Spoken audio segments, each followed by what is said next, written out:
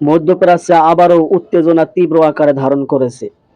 ইরানের Islamic revolutionary guard কর IRGC দাবি করেছে, তারা জর্ডানে অবস্থিত মার্কিন সামরিক কর্মীদের ব্যবহৃত একটি গুরুত্বপূর্ণ বিমান ঘাঁটিতে ক্ষেপণাস্ত্র হামলা চালিয়েছে।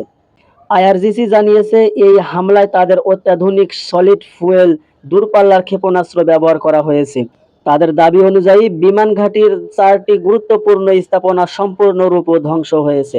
এর মধ্যে একটি F-35 যুদ্ধবিমানের হ্যাঙ্গার এবং একটি কমান্ড ও কন্ট্রোল সেন্টারও রয়েছে।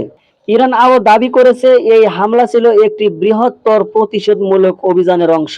তাদের বক্তব্য অনুযায়ী, মধ্যপ্রাচ্যে অবস্থিত বিভিন্ন মার্কিন বিমান ও নৌঘাঁটির মোট 21টি লক্ষ্যবস্তুতে আঘাত হানা হয়েছে।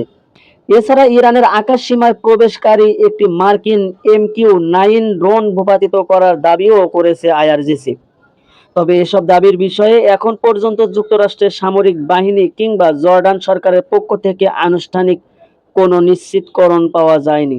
ঘটনার পর পুরো মধ্যপ্রাচ্য জুড়ে নতুন করে উদ্বেগ ও উত্তেজনা ছড়িয়ে পড়েছে। পরিস্থিতি কোন দিকে মোড় নেয় সেদিকে নজর রাখছে বিশ্ব। সঙ্গে ছিলাম মেহেদী হাসান, পালস বিস্তার নিউজ।